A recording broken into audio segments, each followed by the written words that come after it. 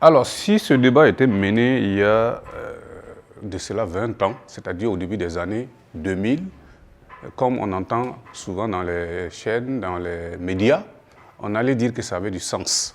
Mais de nos jours, je crois que la science a montré, il y a eu des preuves scientifiques, il y a eu pas mal de précautions scientifiques pour montrer qu'actuellement, les OGM ne sont pas dangereux. Pourquoi? Quand vous faites les OGM, vous ne les amenez pas directement sur le terrain.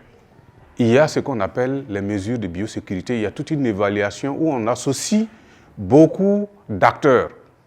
Et durant peut-être 5, 6, 7 ou dans le cas du Burkina, pour le coton, nous avons pris 10 ans avant de mettre le coton donc, sur le marché.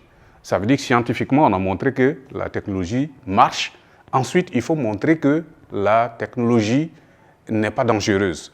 Et c'est pour cela qu'on l'a testé sur le champ pour voir est-ce que les insectes, il y aura des problèmes avec les insectes, est-ce qu'il y a une pollution du sol, est-ce qu'il y a un transfert de gènes sur d'autres plantes, et observer cela pendant 10 ans pour s'assurer. Et là, on implique et les scientifiques, d'autres scientifiques, et les journalistes, et la société civile, et tous les bénéficiaires donc, de la culture qu'on est en train de transférer.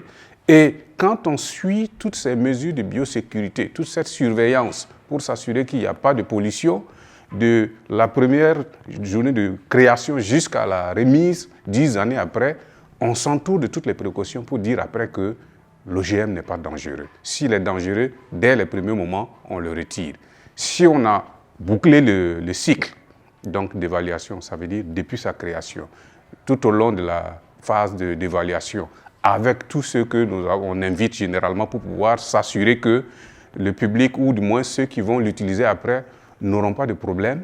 Alors, à la fin de ce processus, si tout est OK et qu'on a transféré la variété OGM à homologation, il n'y a pas de raison qu'on dise que l'OGM est dangereux. Je crois que les preuves sont là aujourd'hui pour dire qu'il faut suivre un certain nombre de processus, et si les processus sont suivis, on est sûr qu'on n'a pas de problème.